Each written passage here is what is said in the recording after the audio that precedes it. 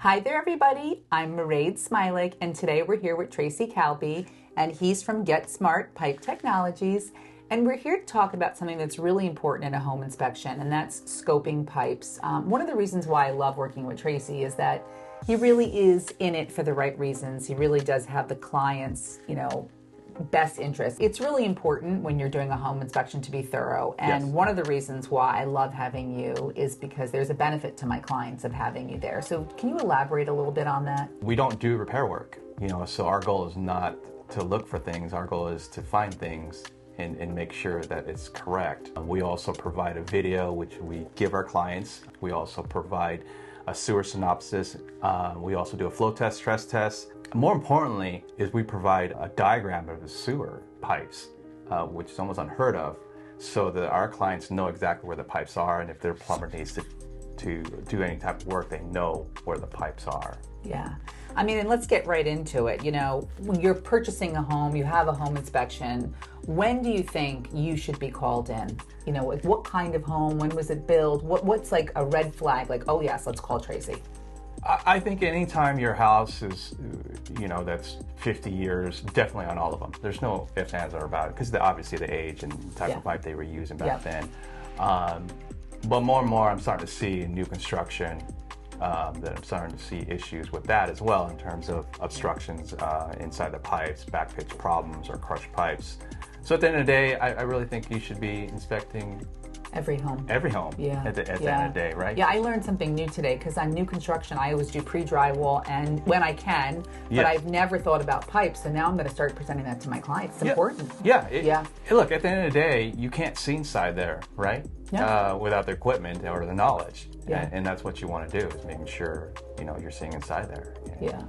So, some of these homes that have beautiful architecture and history, they have these older pipes. So what do you say to people who own these homes? Like, how do you maintain them so that they last the longest that they can last? If your sewer pipes are cast iron, don't let them dry out. If you're going away for 4 or 5 months, if you're a snowbird, I always tell people, hire somebody to come inside, run the faucets, flush the toilets. Yeah. You want to make sure those pipes are lubricated. The other thing too is you can actually maintenance sewer pipe, cast iron pipes 7 to 8, 10 years, in my opinion, using milling and hydrojet cleaning. So you can remove all that buildup, and you might have another 20, 30 years lifespan on it with having no problem. And then also, obviously, not putting anything inside the drain pipes that you're not supposed to: grease, food particles, stuff like that. But people don't think about that, because once it goes down the drains, they don't see it. It's funny, because one of my home inspectors says he never uses garbage disposal. Yeah, I don't know why. But it's funny. He's like, I never use that. I'm like, really? I use mine all the time. And he's like, I've got clients who rent out their homes or Airbnb, and actually it's one of the things that I tell them, recommend, is not to install them or unplug them, because when you're putting stuff in there, people tend to think they can put everything down there, right? Because it's, and you can't. You can't. It's a gravity-fed system. It'll sit there for a long time. Yeah. So, it's one of the other things. One of those. The other thing I wanted to ask you about is the kinds of pipes that are the most desirable today. Like, if you're purchasing a home, like as of today, what's the best kind of pipe? It's PVC, plastic, because it doesn't corrode like cast iron. It doesn't split if it's done correctly. And it'll last you a long time. It's PVC, right? And your debris and everything that you're putting down the drains slides down freely, as opposed to having cast iron, which can get built up and hold things back from supposedly draining.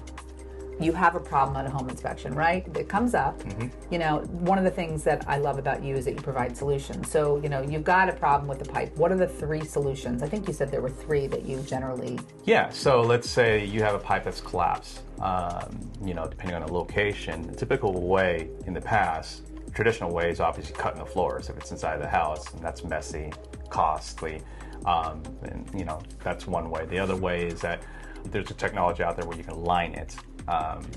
So that you can avoid cutting the slab, but they're using a liner in there.